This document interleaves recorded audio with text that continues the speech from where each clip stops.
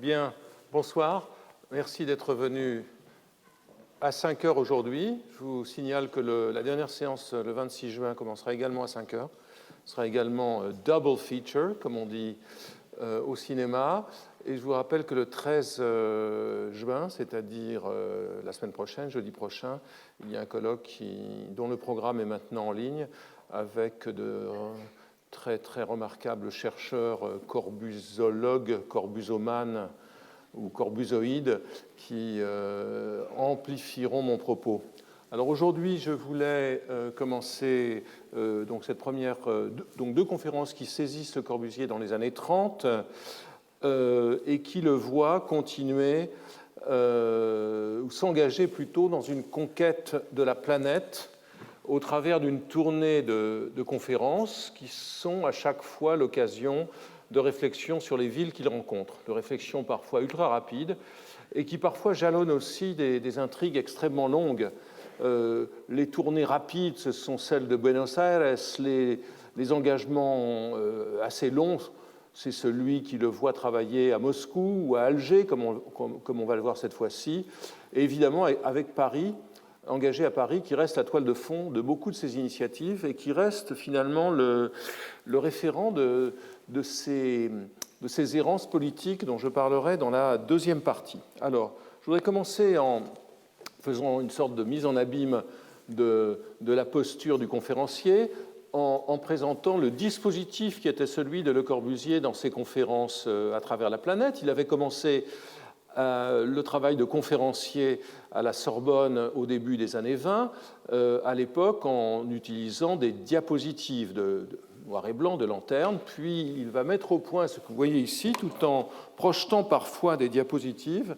Il fera, sur cet écran, il fera dans le même temps des dessins en direct pendant la conférence qu'il accrochera avec des pinces à linge sur les fils. Et ainsi, il constitue des récits pratiquement en temps réel qu'il a soigneusement préparés avec des craies de couleur qui vont lui permettre de développer son argumentation. Ce système, ce dispositif très, très théâtral, il va l'utiliser jusque dans les années 60.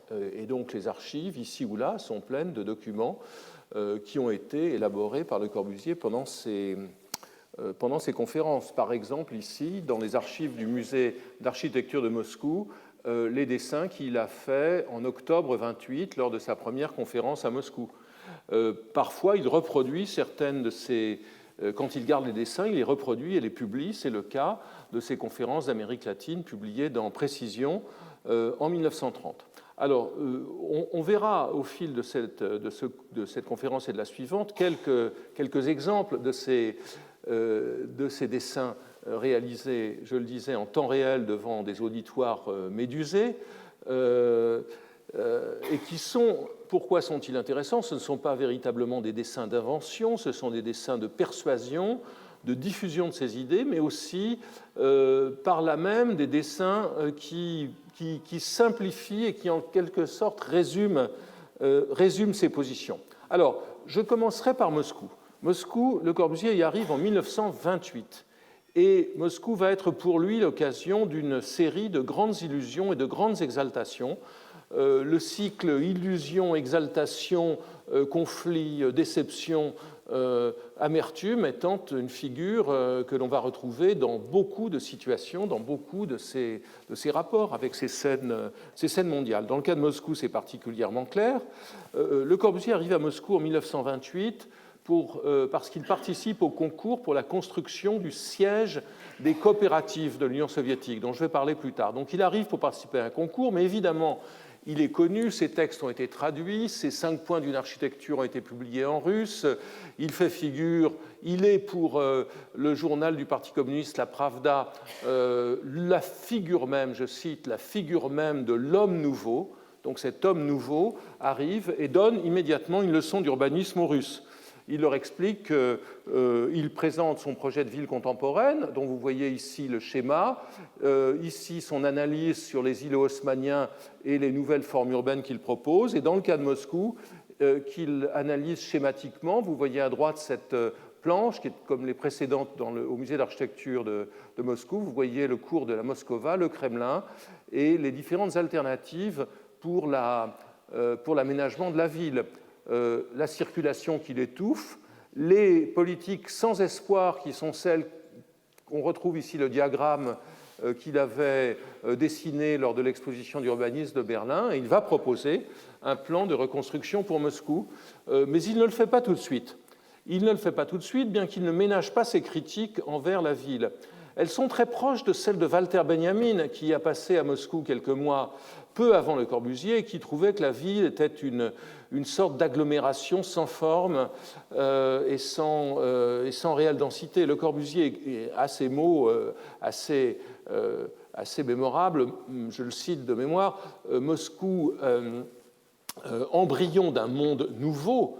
Le Corbusier souscrit totalement, rhétoriquement en tout cas, au projet bolchevique. Moscou, embryon d'un monde nouveau, habite encore une vieille carcasse de village asiatique. Fin de citation. Donc c'est ce village asiatique qu'il va s'efforcer de transformer. Alors comment? D'abord avec un bâtiment, puis avec un autre. Le voyage de 28 est un voyage intéressant car on trouve des notations de Le Corbusier sur le paysage urbain qui sont assez remarquables, qui avaient été enfouies et que j'avais redécouvertes il y a quelques années. Vous voyez le dessin de la place rouge et du mur du Kremlin, celui des portes triomphales ou de l'Arc de Triomphe dessiné depuis le trottoir de la gare de Biélorussie avec cet ancestral izvoshchik, cet ancestral coché ici au premier plan. Le Corbusier est assez impressionné par cette ville. Il fait quelques dessins à la sauvette car il est interdit aux étrangers de faire des croquis dans la rue. Pas de photographie, il en garde une image très très forte. Dans le même temps, il est protagoniste, il est engagé dans la construction d'un édifice. D'abord dans l'étude d'un édifice, ce siège des coopératives qui se trouve au bord d'une des grandes voies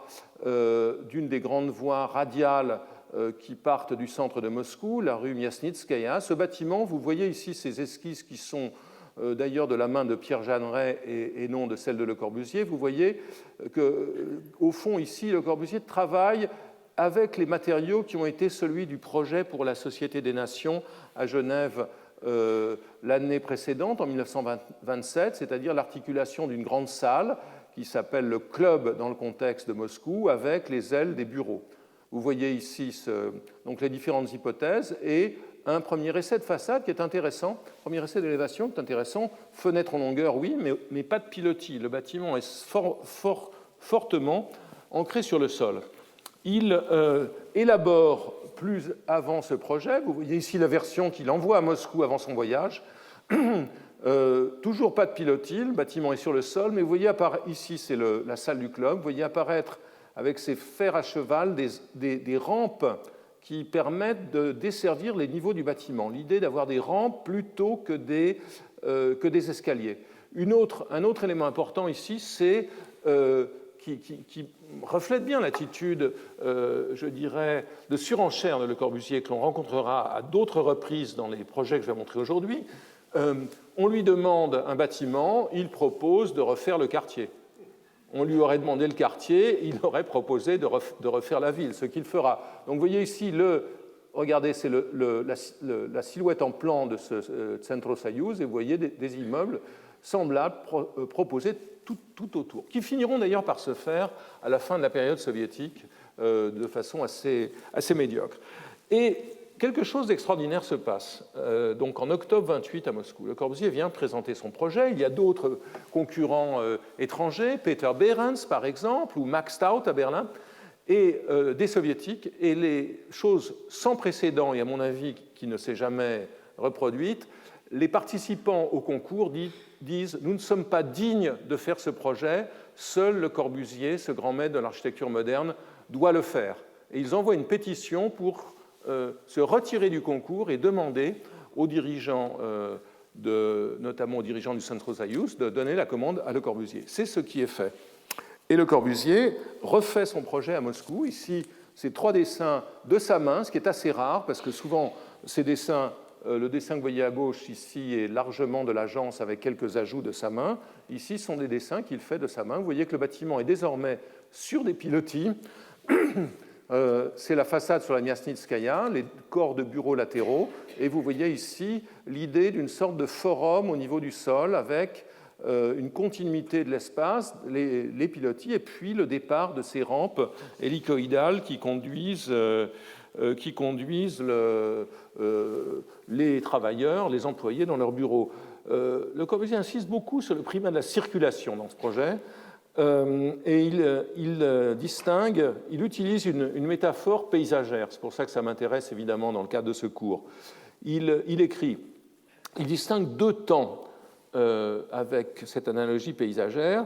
Le premier, un afflux en désordre sur un vaste plan à niveau, un plan horizontal à niveau du sol, c'est un lac. Donc le lac horizontal. Le second temps du travail stable, immobile, à l'abri du bruit et du va-et-vient, chacun à sa place, donc dans les bureaux, et contrôlable. Les bureaux, ce sont des fleuves qui y conduisent, donc ces rampes, ce sont des fleuves qui y conduisent, moyens de communication. La circulation est un mot que j'ai employé sans cesse à Moscou, à tel point que quelques délégués des soviets finissaient par en devenir nerveux. L'architecture, c'est de la circulation. Réfléchissez aux propos. Il condamne les méthodes académiques et il consacre le principe des pilotis. Et donc, ce qui est intéressant, c'est de voir que ce principe des pilotis, il est inventé précisément à Moscou. Le Corbusier travaille aussi, utilise aussi une autre problématique pour décrire les différentes façades de son bâtiment. Vous voyez le plan du bâtiment ici, comparé à celui de la maison Loucheur ou de la maison Cook de Boulogne, qu'il a étudié auparavant. Vous voyez ici les différentes façades, pan de verre, les fenêtres en longueur, la façade opaque en pierre et la façade mixte avec des fenêtres carrées. Il discute, ce qui est tout à fait intéressant aussi, l'ensemble du bâtiment dans une perspective de paysage. Je reviens à la vue générale ici. Les bureaux, écrit-il, sont disposés en plan et en coupe de façon à créer des aspects, ici d'apic, un apic depuis le haut, là d'une cuvette accueillante. Le corps central est plus bas d'un étage que les deux latéraux, c'est important, le tout en l'air sur des pilotis détachés. Pilotis qui apportent une richesse de cylindres, de lumière dans une ombre ou une pénombre, et aussi pour l'esprit l'impression d'une tension saisissante. Dessous, la lumière joue les plus fantaisistes effets. Sur le ciel, c'est la ligne impeccable de la fin de ce prisme de cristal cerclé de pierre. Donc une vision très très lyrique de ce bâtiment qui, on le voit, représente pour lui beaucoup plus qu'un simple immeuble de bureau. Un échec assez cuisant pour lui, c'est l'échec de son système dit de respiration exacte. Vous voyez à gauche cette vue axonométrique dans laquelle Le Corbusier présente les systèmes qu'il invente, l'idée de murs doubles en verre, au milieu desquels on trouverait une couche d'air, l'idée d'un système d'aération par points, diffusion de l'air frais dans le bâtiment par points. C'est un système intelligent dans lequel il manque cependant. Il va essayer d'implanter le même pour le bâtiment de l'Armée du Salut à Paris, il le fera, mais sans extraction, ce qui causera des catastrophes à l'Armée du Salut. C'est un peu la même chose ici. L'idée, c'est quand même important. Le Corbusier croit fortement à l'aspect novateur et à l'aspect, à l'audace technologique des soviets, et il pense qu'il va pouvoir mettre en œuvre ce projet de conditionnement de l'air du bâtiment. Il consulte pour ça une entreprise américaine dont les prix sont délirants et le projet est abandonné. Dans le même temps, et c'est le sens de cette planche, qui est la planche d'une de ces conférences d'Amérique du Sud, les techniques sont l'assiette même du lyrisme, il réfléchit sur ce genre de propositions techniques afin d'affirmer qu'elles constituent non pas, qu'elles ne remplacent pas l'invention architecturale, mais qu'elles en constituent une base. Il est là en train de polémiquer avec ses concurrents fonctionnalistes de gauche qui critiquent fortement ce bâtiment. En effet, ce bâtiment est attaqué notamment par Hannes Meyer, le deuxième directeur du Bauhaus, qui est au début des années 30 à Moscou, à partir de 30 à Moscou, et qui considère ce projet, dont on voit ici une photo presque achevée. Meyer écrit que ce projet est une orgie de glace, une orgie d'acier et de béton qui devrait être abandonnée comme une pâtisserie en cours de fabrication pendant que le peuple de Moscou n'a pas de pain. Donc c'est l'idée que c'est de la brioche et pas du pain, pour citer une fameuse reine de France, et que c'est un projet excessif, un projet dont le raffinement technologique est excessif, ce qui est de la part de Meyer largement l'expression de sa propre frustration à ne pas trouver les moyens lui permettant de réaliser en Russie les bâtiments qu'il avait réalisés en Allemagne. Enfin, je n'insiste pas sur ce rapport avec Meyer, mais ce qui est important, c'est de voir que ce bâtiment a été très violemment critiqué par les architectes de gauche. Il le sera aussi par les dirigeants staliniens à partir du milieu des années 30, et notamment la façade était couverte en pierre volcanique rose. Lazar Kaganovich, qui était le responsable de l'architecture et de l'urbanisme auprès de Staline, dira que ce bâtiment est d'une laideur monstrueuse et qu'il le compare, je cite, à une grosse truie rose à pattes trop courtes. Les constructivistes, en revanche, sont les plus ardents défenseurs de ce bâtiment, et c'est sur eux que le Corbusier s'appuie dans son propos en disant que les techniques ne remplacent pas le lyrisme. C'est aussi une réponse à Hannes Meyer.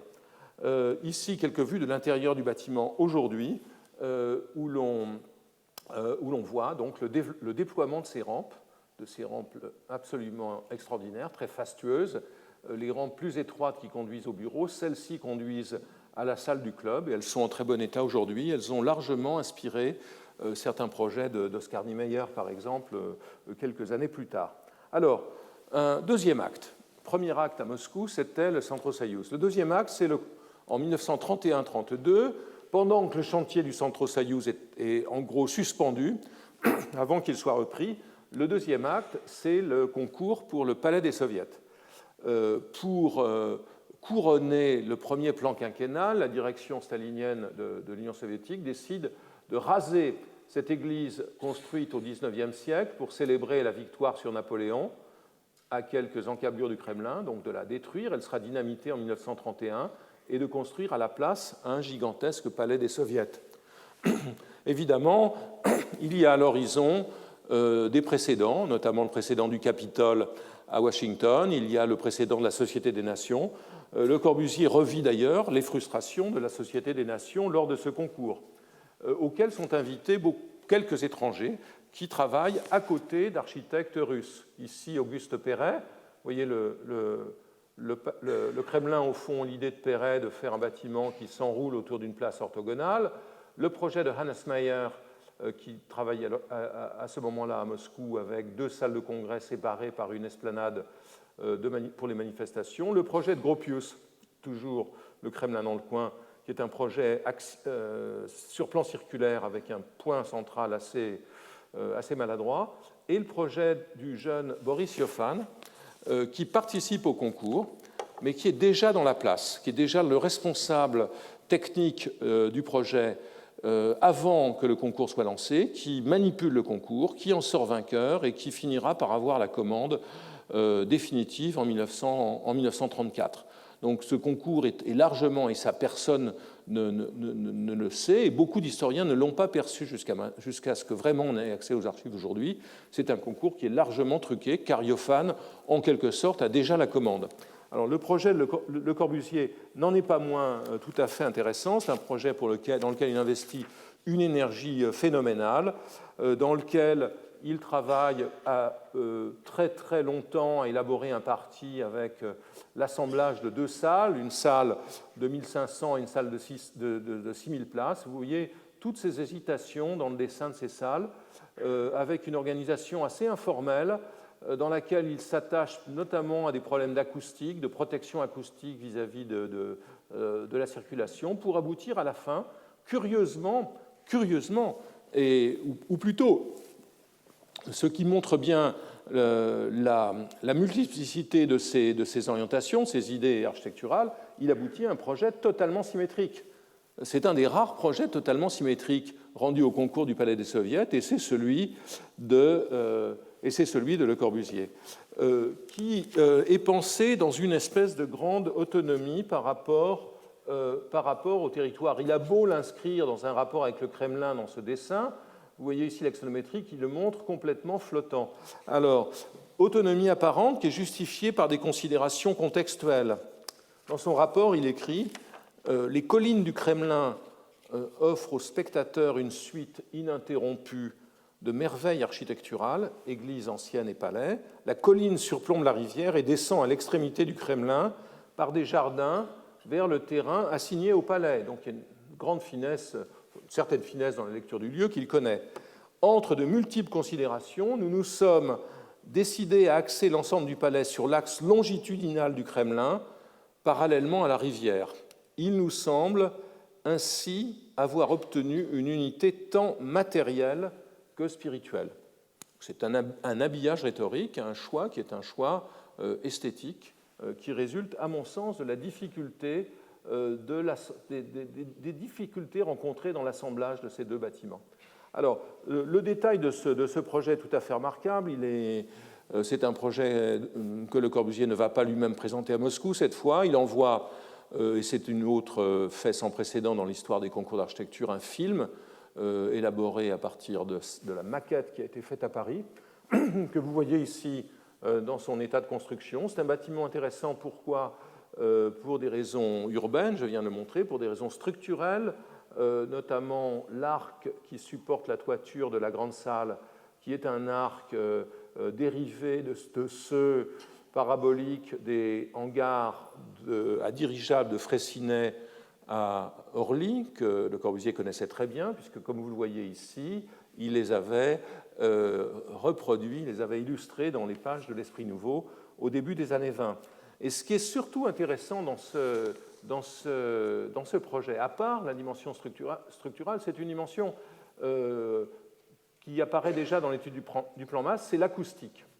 L'acoustique dont certains effets sont expérimentés dans la maquette en essayant de simuler les ondes sonores avec la lumière.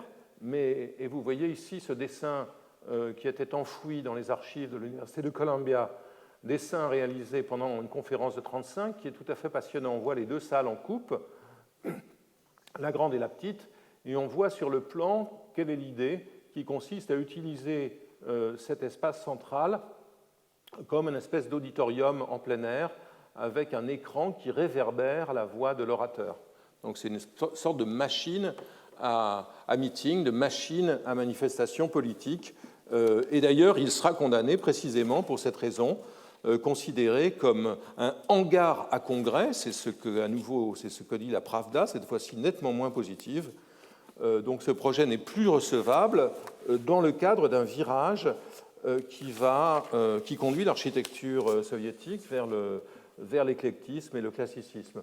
Le Corbusier, quant à lui, continue à investir son projet, qui était, à mon avis, qui aurait été très difficile à construire. Les simulations informatiques qui ont été faites le rendent assez peu crédible dans ses détails, mais c'est vrai qu'il n'avait pas été étudié de manière très précise. J'ai évoqué, sans la montrer, ce croquis que Le Corbusier prétend avoir fait depuis le train à Pise, alors qu'il est impossible de voir le Campo dei Miracoli depuis le train, mais ce qu'il veut dire, il compare, vous le voyez, les différents volumes que l'on voit en maquette ici du Palais des Soviets avec le baptistère, la tour penchée et la cathédrale et le Duomo de Pise, en insistant sur un paradoxe visuellement, en insistant sur l'idée d'unité. Palais des Soviets, même unité. Donc ce que ce projet montre, c'est une conception de l'unité qui n'est pas une unité issue de la ressemblance, une unité issue de dispositifs de mise en harmonie, mais qui est issue des rapports entre les différents édifices, des rapports entre des volumes semblables à ceux qu'il établit dans ses peintures. Alors, troisième épisode, ou l'autre épisode qui intervient d'ailleurs avant la question du Palais des Soviets, c'est le travail de Le Corbusier sur le plan de Moscou. Comme je vous avais dit, en 2 jours après son arrivée, il considérait déjà que la ville était à jeter et qu'il fallait la refaire en neuf. Il a l'occasion de s'exprimer sur le destin de Moscou en 1929, lorsqu'il est invité à donner son avis sur la ville verte, un concours qui s'est organisé autour de l'idée de la ville verte à côté de Moscou. Vous voyez ici Moscou, l'idée d'une ville verte de loisirs qui serait créée et pour laquelle les désurbanistes, Ginsburg et Bartsch, proposent un schéma à très basse densité. Le Corbusier se moque d'eux, se moque de l'idée du désurbanisme. Vous voyez ici le petit bonhomme dans son tipi sous les arbres, et il propose une réorganisation métropolitaine de Moscou. C'est ce que vous voyez ici, avec sa réponse à un questionnaire sur l'avenir de Moscou. Vous voyez toujours le plan de la ville, le centre est ici, la ville verte théorique, et vous voyez qu'il redessine la ville avec un dispositif qui semble à première vue assez proche de celui du plan voisin, mais qui est ou de la ville contemporaine, mais qui est assez différent. Il l'appellera, en enlevant la référence à Moscou en 1930, la ville radieuse, mais c'est exactement le même schéma que celui que vous voyez à droite ici, exactement le même. Ce qui est nouveau, c'est que le centre directionnel, ce qui n'est plus la cité des affaires dans le cadre moscovite, mais qui est le quartier général du plan quinquennal, se trouve à l'extérieur, qu'il y a de très généreux édifices publics qui n'existaient ni dans le plan voisin, ni dans la ville contemporaine, et qu'il y a une grande base productive en bas. Autre chose intéressante, Le Corbusier s'empare, grand récupérateur de slogans, s'empare du terme de la ville verte qu'il utilise pour décrire ces redans d'habitation qu'il avait déjà dessinés au début des années 20 et dans lesquels il injecte l'idée des services collectifs qu'il a rencontrés avec les maisons communes des constructivistes comme celle de Ginsburg. Donc c'est un projet qui est de multiples manières infusé par les idées russes et qui va être rapidement écarté à Moscou, mais très, très, très présent dans les débats des années 30 dans le reste du monde.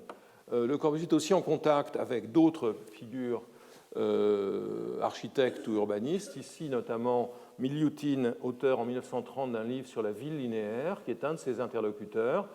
Il s'appuiera sur les idées de Miliutin par la suite dans ses projets territoriaux, on les verra. Et il s'appuiera aussi, je ne montre pas l'image, sur les réalisations des constructivistes lorsqu'il travaillera sur l'unité d'habitation. J'aurai l'occasion d'y revenir. Alors, en 1929, alors que les discussions, la mise au point du projet de Moscou pour le centre Soyouz continue, Le Corbusier se rend en Amérique du Sud. Il va travailler à Buenos Aires, qu'il découvre en 1929, pendant pratiquement 2 décennies. Donc c'est un autre très long chantier. Je resterai aujourd'hui aux épisodes initiaux. Il est intéressant de voir qu'à Buenos Aires, il propose une comparaison entre la ville et New York qu'il ne connaît pas encore. Et vous voyez ici cette opposition, le paradoxe pathétique de New York qu'il ne connaît pas, mais qu'il critique déjà depuis un certain temps, et la destinée d'une ville neuve à Buenos Aires. C'est un propos tenu en public, sans doute pour flatter son auditoire. Et dans une lettre à l'historien de l'art Élie Faure, il explique, il ne fait pas mystère de sa déception initiale. Je cite cette magnifique lettre à Élie Faure en 1931. « À Buenos Aires, écrit-il, j'arrive. On ne voit rien. Entendons-nous, le voyageur de Rio voit la nature exubérante, haute montagne, golfe, navire, le champ visuel rempli à 100%. À Buenos Aires, zéro, ou plus exactement, une ligne, un plan horizontal vu par la tranche. C'est à ce titre que le spectacle n'est pas apprêté et non pas la nature. Mauvaise rédaction. Donc la nature a une mauvaise note. Et pure création de l'esprit, les gratte-ciels vont permettre de découvrir les spectacles naturels sublimes qui se déploient sur le plan horizontal. Donc cette vue nocturne de la conférence de 29 est une très éloquente cristallisation de cette vision. Le plan, vous voyez à Buenos Aires comment les gratte-ciels du plan voisin ont été extraits de la ville elle-même et sont construits sur l'eau, ce qui permet la valorisation totale du sol, évidemment, puisqu'il n'y a pas de sol. Coût d'acquisition nul. Si vous retournez de 90 degrés ce schéma, vous trouverez le plan de Moscou et de la ville radieuse, by the way. De Buenos Aires, Le Corbusier passe à São Paulo. Vous voyez ici un projet pour São Paulo dans lequel il commence à formuler l'idée d'une autoroute habitable, d'autoroute qui sillonnerait le paysage de collines de São Paulo et sous lesquelles il serait possible de construire des habitations. Vous voyez le dispositif, tour cruciforme pour les bureaux, habitation sous la chaussée des routes. Ce système, il va le reproduire et le déployer à Rio de manière beaucoup plus convaincante. Rio, où il arrive à la suite de São Paulo, à l'invitation de Paulo Prado, planteur de café, écrivain, qui a fait venir son concitoyen de la Chaux-de-Fonds, Blaise Cendrars, au Brésil. L'excitation le gagne à Rio, il y parcourt les plages et les quartiers coloniaux, il découvre à la fois Copacabana à gauche et puis les favelas, et cette fois-ci ne cache pas son émerveillement dans la même lettre à Eliphore. Il écrit qu'il voit la nature exubérante, haute montagne, golfe, navire, le champ visuel rempli à 100%. Malheureusement pour lui, il a un concurrent sur place. Ce concurrent, c'est Donat Alfred Agache, que vous voyez ici, excellent urbaniste, architecte urbaniste français, un des fondateurs de l'urbanisme, de l'art urbain et de l'urbanisme en France. Quelqu'un qui a... Agache, qui a en plus une vision sociologique très fine de la ville, Agache est en train de travailler à un plan pour l'ensemble de Rio. Vous voyez ici ce plan tel qu'il est élaboré en 1929. C'est un plan qu'il intitule, on en voit le zonage fonctionnel ici, avec donc les plages, ici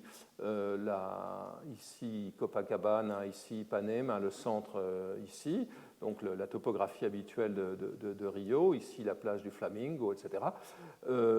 Donc c'est un plan de zoning, c'est un plan que Agache présente comme étant un plan de remodelação, de remodelage de la ville, ce qui n'est pas du tout évidemment la problématique de Le Corbusier. Vous voyez ici le centre, c'est aussi un plan intéressant dans une sorte d'américanisme triangulaire où on voit un urbaniste français proposer à une métropole d'Amérique du Sud des schémas issus de sa connaissance de l'Amérique du Nord. Donc c'est une histoire intéressante.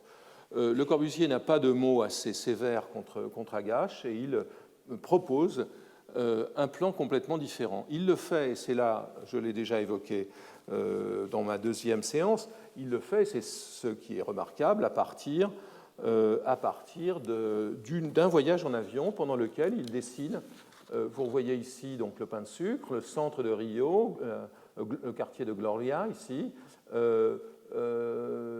Copacabana plutôt ici, et vous voyez son dessin.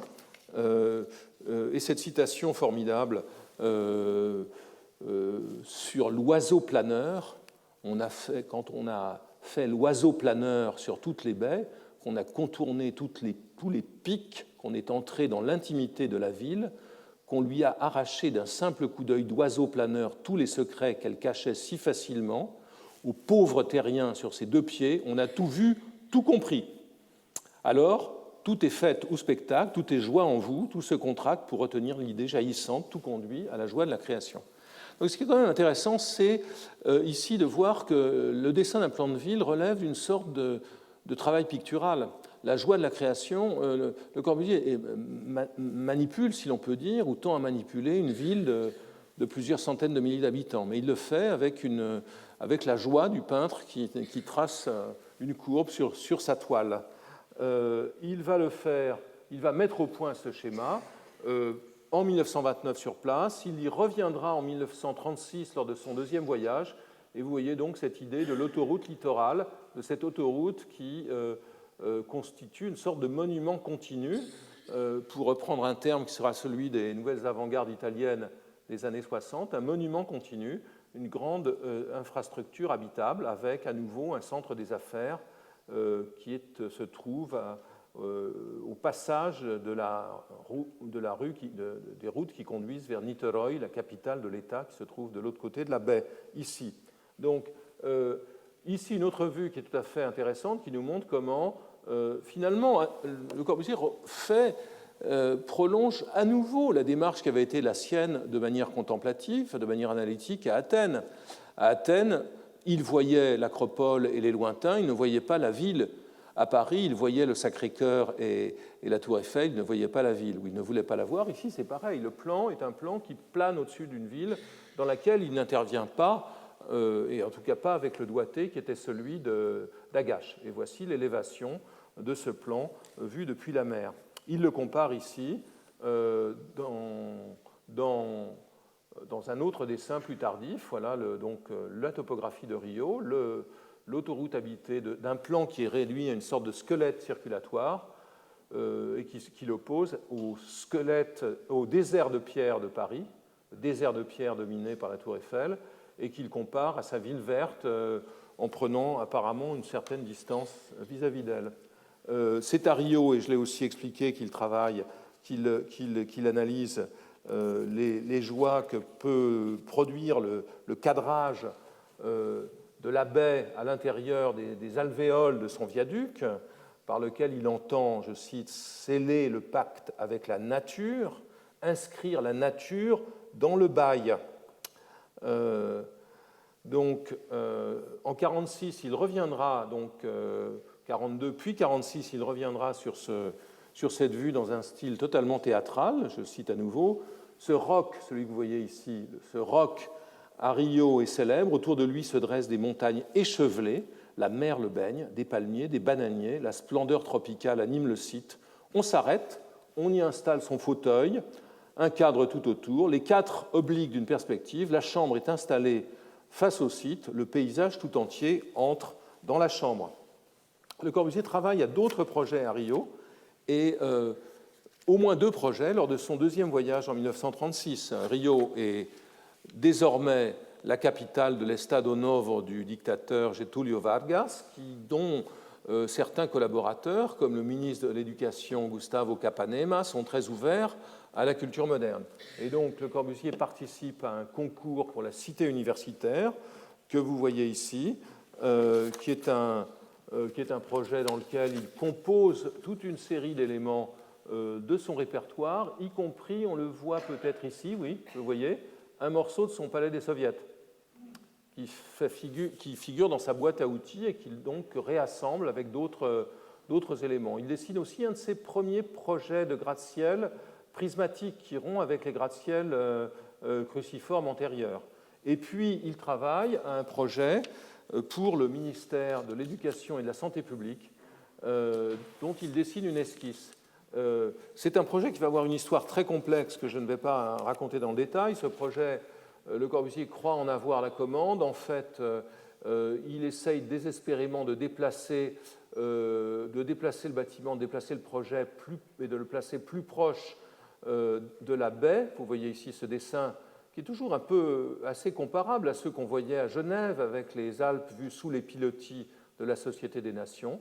Vous voyez donc ici sur ce croquis et sur ces dessins plus élaborés, comment le paysage de la baie est cadré, en quelque sorte capturé par ce bâtiment, par ce ministère. Le Corbusier laissera des esquisses et le projet sera réalisé par les jeunes architectes de Carioca, dirigés par Lucio Costa, parmi lesquels Oscar Niemeyer sera certainement le plus actif.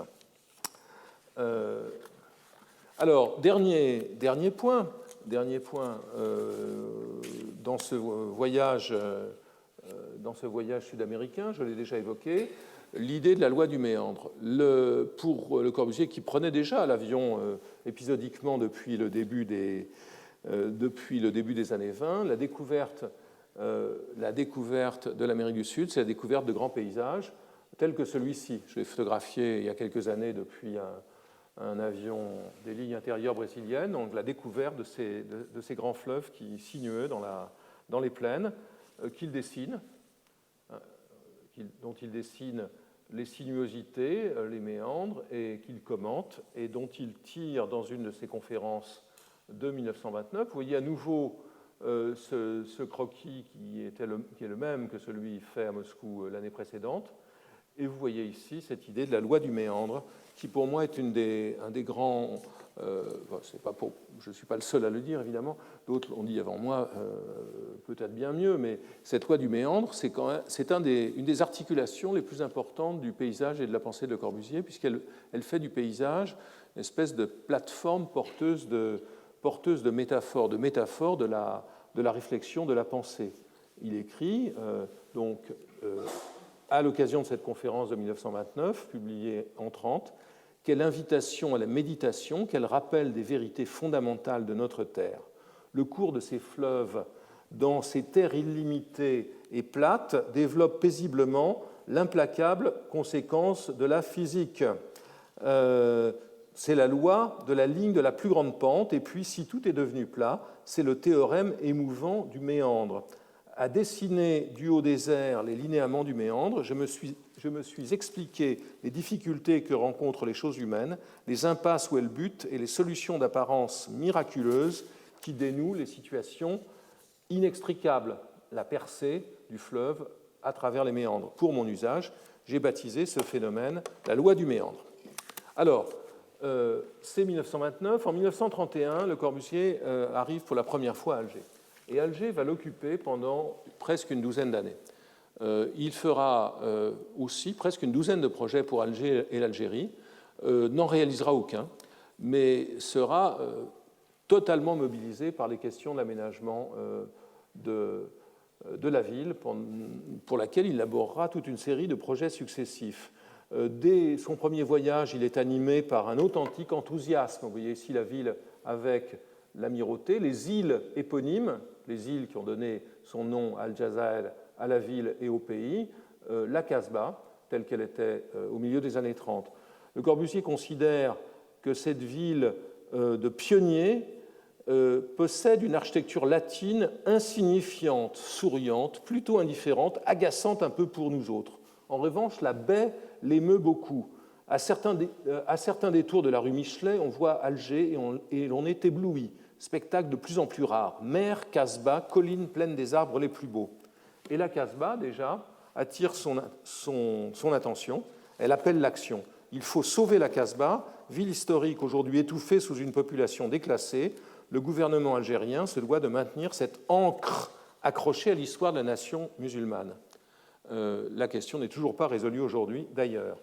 À Alger, comme dans beaucoup de villes qu'il visite, le spectacle des femmes saisies dans des harems ou des maisons closes l'attire et il ne cessera de les dessiner. Ce n'est pas une dimension négligeable de son attirance pour le Brésil ou pour l'Algérie. On a vu aussi, notamment mon cher ami Stanislas von Moos, dans ses courbes des femmes d'Alger, le point de départ de ses réflexions sur le plan de la ville, mais ces courbes étaient déjà présentes à Rio, comme on vient de le voir. En tout cas, le point de départ de sa réflexion, c'est ce projet de Maurice Rotival, que j'ai déjà aussi montré rapidement, auquel il s'oppose. Je ne vois pas à Alger de gratte-ciel démesuré, mais des bâtiments très longs, d'un seul tenant, perpendiculaires à l'horizontale de la ville, formant en quelque sorte des promontoires.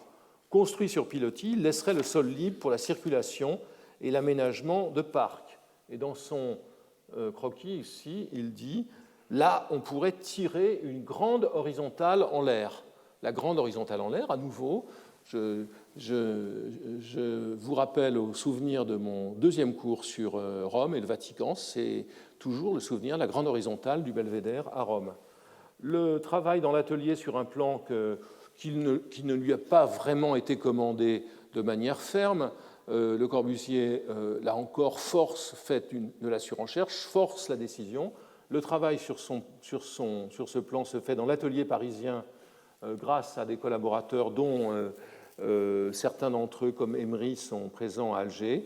Et il propose, vous le voyez ici, une version nouvelle de son plan pour Rio, une version nouvelle des redans de la ville verte dans lesquels l'orthogonalité a été oubliée au profit d'une forme beaucoup plus fluide.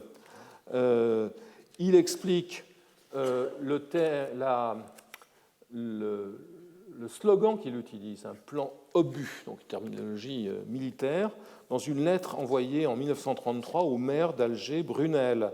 Un travail comme celui-ci est du domaine de l'attaque. On fonce en avant à la recherche de quelque chose. Ce qu'on recherche, c'est la direction du tir.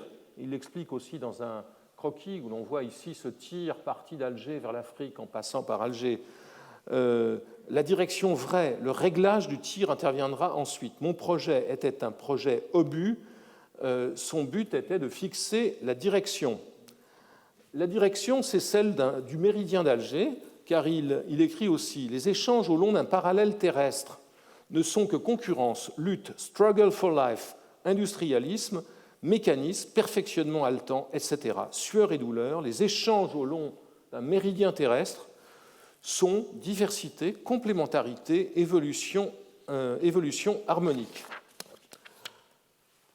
Voici ce plan tel qu'il se développe. Donc vous voyez ici les éléments, une simplification du plan de Rio, la cité des affaires, des redans d'habitation et l'autoroute ici qui longe la baie et qui est elle-même habitée, qu'il dessine parce qu'elle offre, vous la voyez ici, elle offre un spectacle extraordinaire vu depuis l'automobile. Ce spectacle qui s'appuie sur son expérience antérieure, je l'ai déjà aussi rappelé, de la visite, d'abord de la publication puis de la visite de l'usine Fiat du Lingotto, et sur le précédent des arcades du port, dit aussi le viaduc des Anglais, de cette infrastructure qui relie le niveau de la ville d'Alger au niveau du port.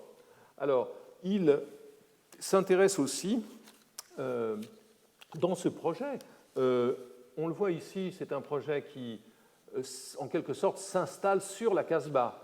Il l'épargne, il l'étouffe, mais il l'épargne. Et donc, il y a un discours que je trouve, je ne suis pas le seul à le faire, mais que l'on peut trouver particulièrement spécieux, à célébrer les vertus de la Casbah pour mieux l'écraser par une infrastructure. Il le fait ici en disant, voilà, en critiquant l'architecture des Européens, les civilisés vivent comme des rats dans ces maisons entassées, et la ville arabe, au contraire, les barbares vivent dans la quiétude, le bien-être grâce aux maisons à patio.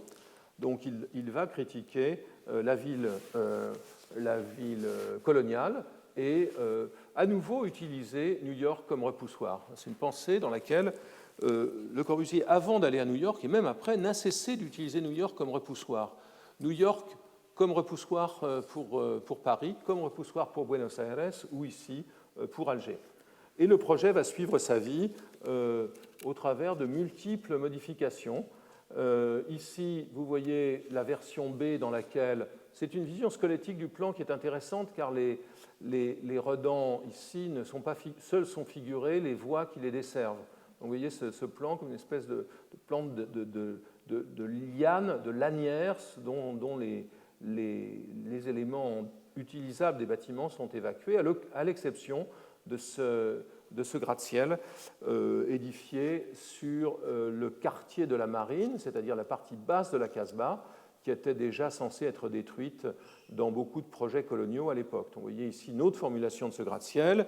Il utilisera pour faire ce projet des techniques nouvelles et assez innovantes, notamment les techniques de structure tendue dite tensistruttura de l'ingénieur italien Guido Fiorini. Donc il ne va cesser d'essayer de trouver des solutions hardies et novatrices. Ici, une image qui est tout à fait éclairante, c'est celle des redans de Fort-l'Empereur. Donc la chaussée qui était représentée sur l'image précédente que vous voyez ici, cette chaussée, elle est là. Et vous voyez que ces redans sont en fait non pas un bâtiment fini, mais une structure pouvant être habitée de multiples manières. Une vision assez prophétique là, qui va bien au-delà du plan lui-même. Vous voyez notamment ici des maisons modernes. Ça ressemble beaucoup à l'écriture de l'immeuble que Le Corbusier va se construire à la Porte Molitor à Paris. Vous voyez aussi qu'il y a des petites maisons algériennes que l'on est en train de redécouvrir à l'occasion du centenaire de l'Algérie, puisqu'une maison algérienne modèle, a été construite en haut de la Casbah par un des architectes que Le Corbusier connaît bien. Donc vous voyez l'idée que dans cette infrastructure, on pourrait retrouver les les qualités de la maison algérienne traditionnelle. C'est un peu aussi l'idée de l'immeuble villa, l'idée de l'habitat individuel dans un grand bloc collectif. La perspective est intéressante aussi à cause de son horizon, à cause donc de la continuité, de l'orientation du Redan vers l'horizon marin. C'est une vue assez remarquable. Il y a aussi beaucoup de dessins, quelques dessins dans les carnets de croquis qui ont été publiés magnifiquement par Daniel Poli. Ici, vous voyez à nouveau ce Redan passer à l'arrière-plan de ce paysage algérois. Et là, il y a une sorte de propos paradoxal à nouveau, comme il l'explique à certains de ses interlocuteurs algérois en 1934 dans une lettre, notamment à Jean-Pierre Faure, le fils d'Élie Faure, de l'historien.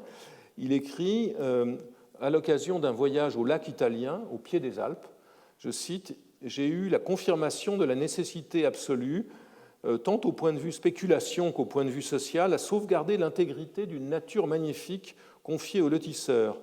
C'est tout l'un ou tout l'autre. Ou bien on massacre purement et simplement le paysage et c'est une perte sociale scandaleuse, ou bien par une intervention intelligente. L'intervention intelligente, c'est de faire des grands bâtiments comme ça, sur des terrains, de vastes terrains laissés libres. Par une intervention intelligente, on sauve la nature ambiante, le paysage et les beautés naturelles, et l'on crée ainsi une organisation des temps modernes. » Alors, Le Corbusier va continuer à développer son projet, qui a été sans doute analysé de la manière la plus convaincante par Manfred Otafouri, qui écrivait dans Projet utopique que Le Corbusier se posait ici en organisateur global de la machine urbaine. Et cette dimension organisation de la machine urbaine, on la comprend avec cette image. Mais dans le même temps, et pour moi les deux sont indissociables, quand on regarde cette image-là, on s'aperçoit qu'il y a une autre dimension, qui est une dimension dans laquelle la machine s'estompe un peu au profit du paysage. Ce paysage, Le Corbusier a essayé de le saisir de manière plus fine dans certains de ses projets, qui sont des projets contemporains du développement du plan obus. Ici, par exemple, un projet d'immeuble d'habitation qui se situe sur un chemin, sur une route sinueuse, dit le chemin du Telemli, qui franchit toute une série de vallons. Et vous voyez ici l'idée d'inscrire un bâtiment assez haut dans un creux, en faisant passer la voie au milieu. Donc, un travail très fin sur la topographie.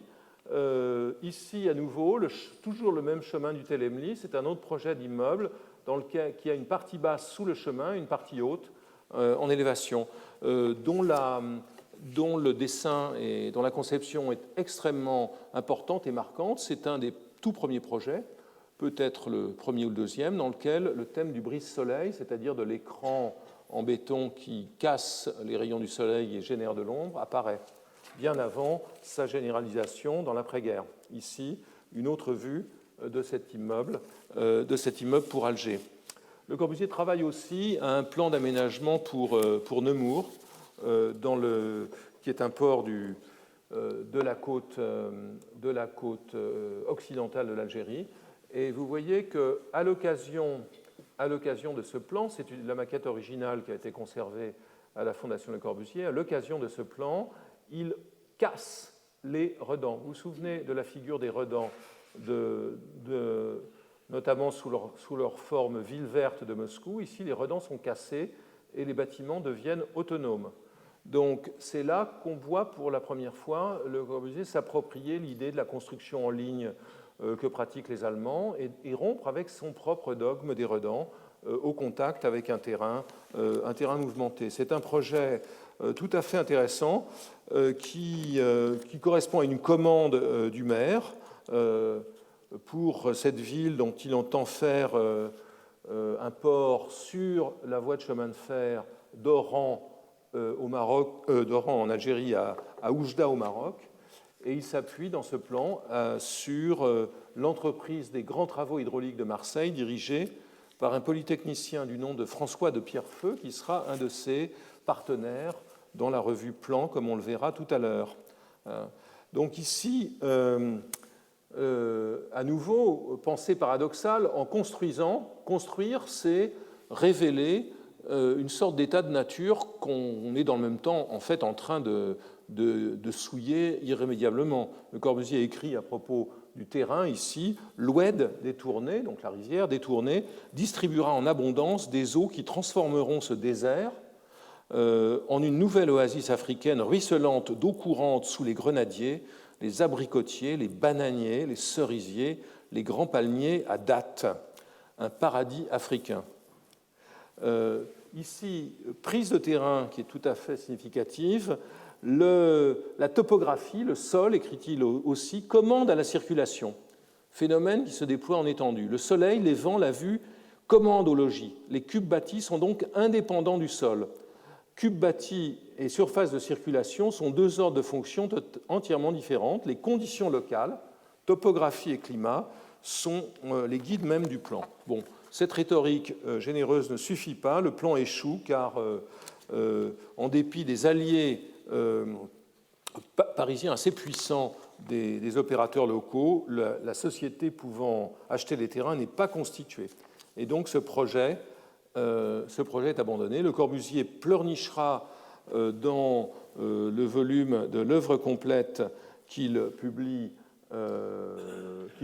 peu après, écrivant « L'autorité n'a pas agi », l'autorité qui aurait pu faire le projet, l'autorité n'a pas agi, elle a failli. Désormais, la ville sera dans la pourriture. Consolation, il pourra quand même présenter la maquette au Museum of Modern Art de New York en octobre 1935. Voilà.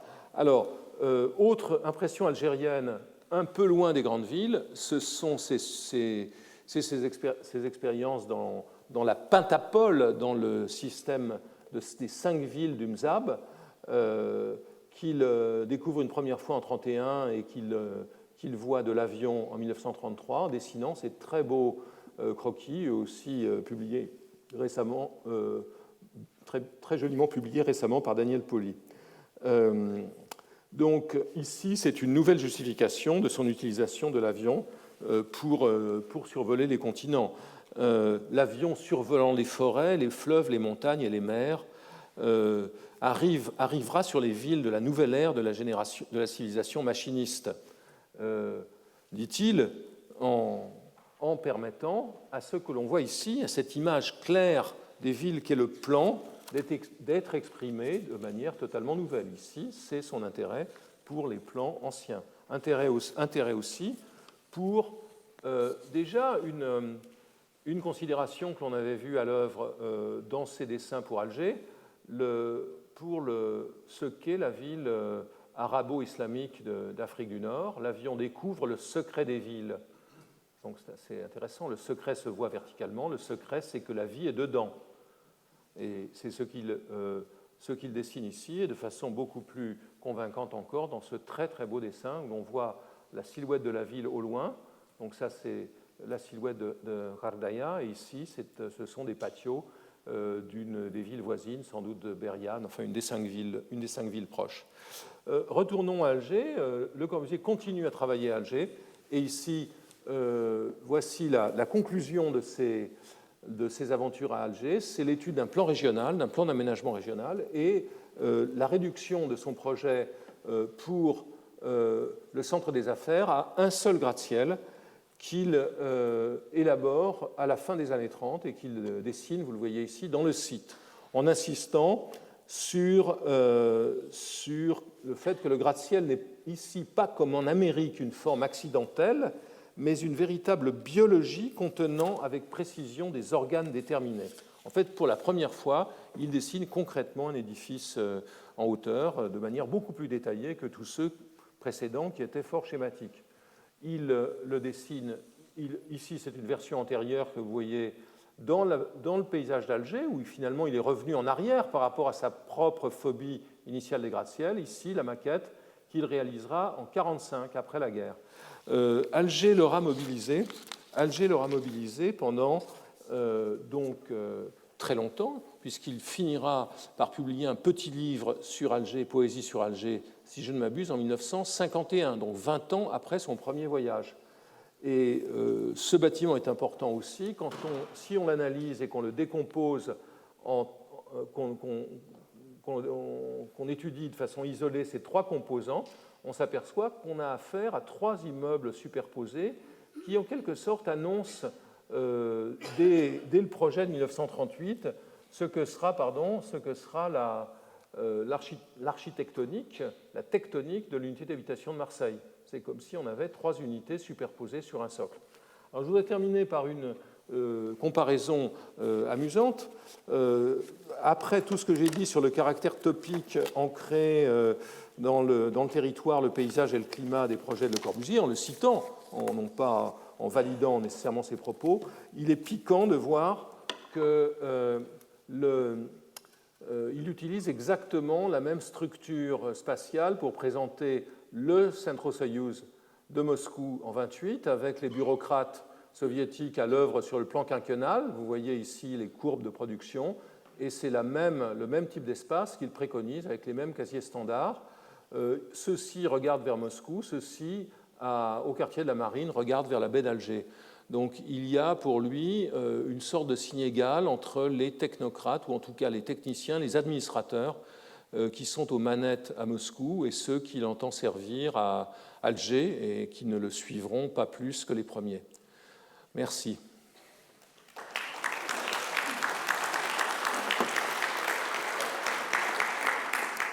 Alors, comme vous le savez, nous continuons, donc je vous donne 3 minutes et nous reprenons dans 3 minutes.